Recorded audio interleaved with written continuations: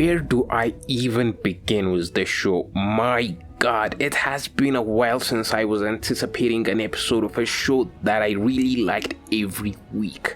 I mean, it has happened before for animes like Takopi's Original Sin or The Summer Hikaru Died, and many more I'm not mentioning, but not to this degree. The last time an anime got me feeling like a drug addict who needs his fix was when I watched Summertime Rendering in the summer of 2022, and man, To Be Hero X did it for me. This show is one I consider to be one of the best of 2025. I know there are many contenders like the Takopi's Original Sin, Lord of Mysteries, and etc., but for me, To Be Hero X has to be in those conversations as well. You see the most innovative things in animation, things you've never even seen before in this show, and man, I just feel like words doesn't do this show justice. And another reason I wanted to talk about To Be Hero X is because I feel like it's being overlooked and not being talked about enough, despite it being one of the best animes of 2025. I kinda get upset when I see some mediocre animes getting more shine than To Be Hero X, and that is a tragedy because like I said before,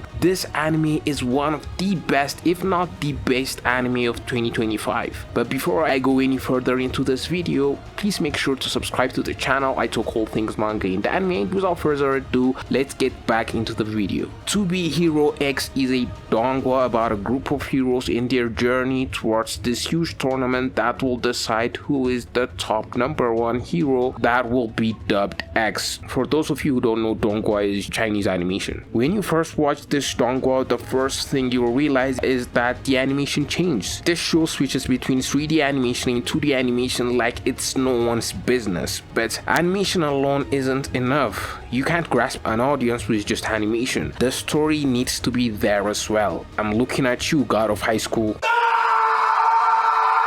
And this donghua has it in abundance. We see our main character Lin Ling, who works in the marketing department for a hero agency, and after he pitches an idea that, quote, anyone can be a hero, he gets fired by his boss, and we see a dejected Ling Ling on the edge of the roof about to jump off of the roof, and a shocking incident occurs right before he has a chance to do that, which is one of the ultimate heroes of the world, Nice, shows up out of nowhere and jumps instead and unalives himself. And wow, what a great premise, because what follows is more insanity. The PR lady of Nice, Miss J, shows up, understands the whole situation, and makes Lin Ling takes Nice's place. And man, what a great premise. We see Lin Ling take Nice's place and have his own hero's journey. And one favorite moment of mine in Lin Ling's journey is when we see Lin Ling's facade of being nice exposed by the hero whose main attribute is to expose people, Gadai in Lighter. This fight spoke to me on a deeper level that I didn't expect, because we see Lin Ling having to throw away the nice facade and embrace the true him, the real him that was a failure, the true him that got fired from his job and took the easy way out and was about to unalive himself. I mean, imagine you started to get something good in your life, but you're getting that thing at the expense of lying to others. You might tell people that you're in a higher status than you actually are in life so that people could like you, and man, in the moment those things might feel good, but they lead to a dark place at the end of the day. So when I saw Lin Ling overcome his own perception of being weak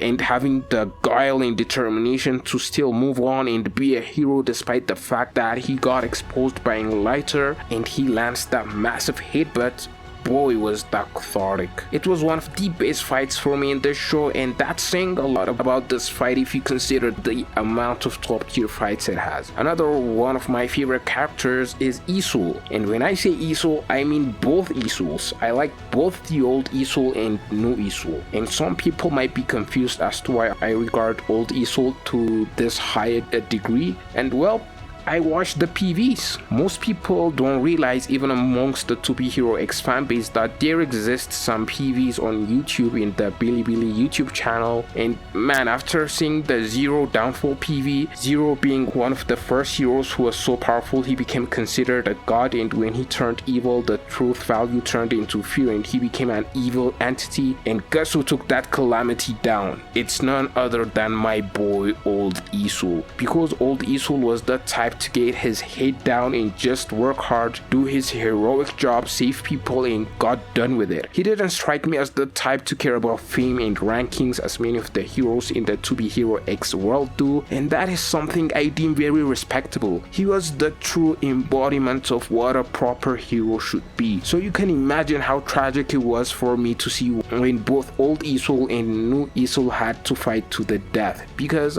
like I said before, I like new Isul as well, because in my opinion, new Isul's backstory is the best. The way he wanted to be a proper hero and his situations was manipulated by Bartender Rock and went to the dark side to become a full-blown antagonist was sad, because I didn't think this was going to happen at all. When we see the guy who killed Moon was Ling Ling's love interest, and we see the story of Yang Cheng, who acts for kids as the man who saved him when he himself was a kid, the hero who saved him being old Isul, and through Rock's Machiavellian stratagems ends up as this full-blown villain who killed Moon and also attempted to kill little Johnny. Man, this show loves to break your heart. But on the other side, it hypes up the Ling Ling and new Isul fights for when we get into season 2 and we actually get to see the tournament fights. But new Isul is out of the top 10 rankings, which you need to be eligible for to participate in the tournament. And at the end of the last episode of the season,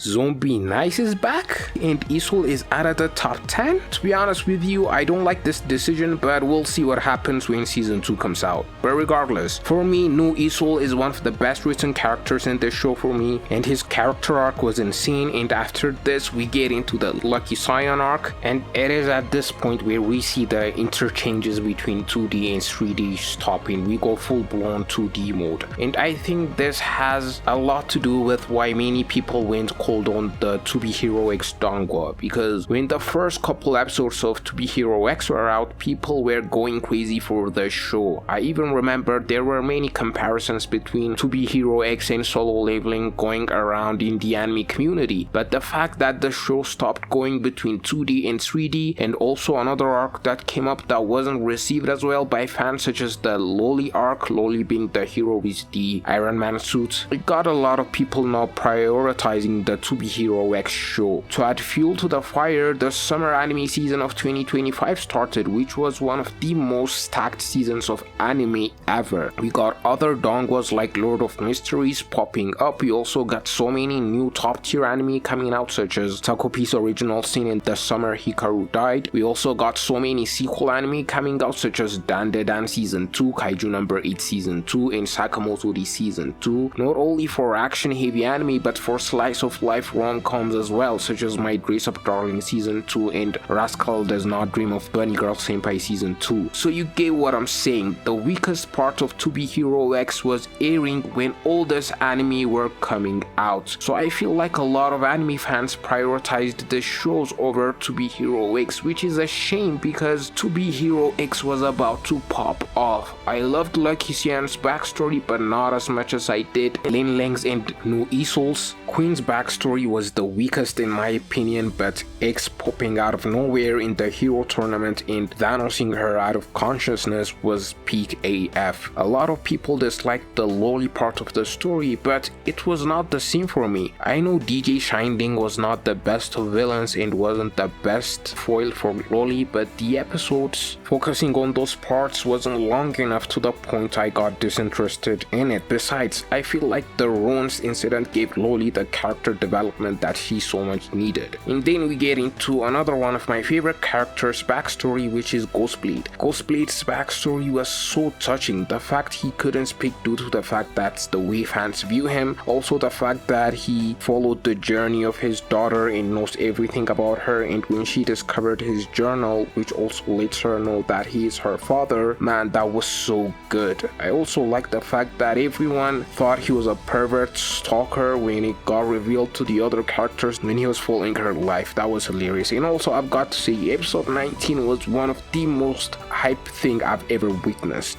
Ghostblade about to kill little Johnny and then doing the right thing and protecting him from Isul that popped out of nowhere, by the way, and seeing Nice for the first time after episodes and episodes episodes later as a villain. Man, the way the show manages to confuse me with the different timelines and brings everything together eventually is to be commended. And I can't finish this video without talking about X. This dude single-handedly has one of the most fun powers to watch. The way he switches animation styles is one of the most brilliant and eye-pleasing things to watch. Heartbreaking to see the Smile storyline where he got infected with fear and he used to be a good friend of X, and also seeing X honoring him in episode 24 where he bought kebabs and beer like how he used to do it with Smile was wholesome. Also, I really liked Ahu's hero's journey. It was brief and effective, but the backstory which I want to see more of is of course the backstory of X, because we haven't really gotten one and it seems like we will in season 2. If you haven't watched To Be Hero X, you are missing out big time, because it's one of the best, if not the best, anime slash donghua of 2025 and you should check it out ASAP. If you've made it this far into the video, please make sure to subscribe to the channel. It will mean a lot, and with that said, see you guys in the next one.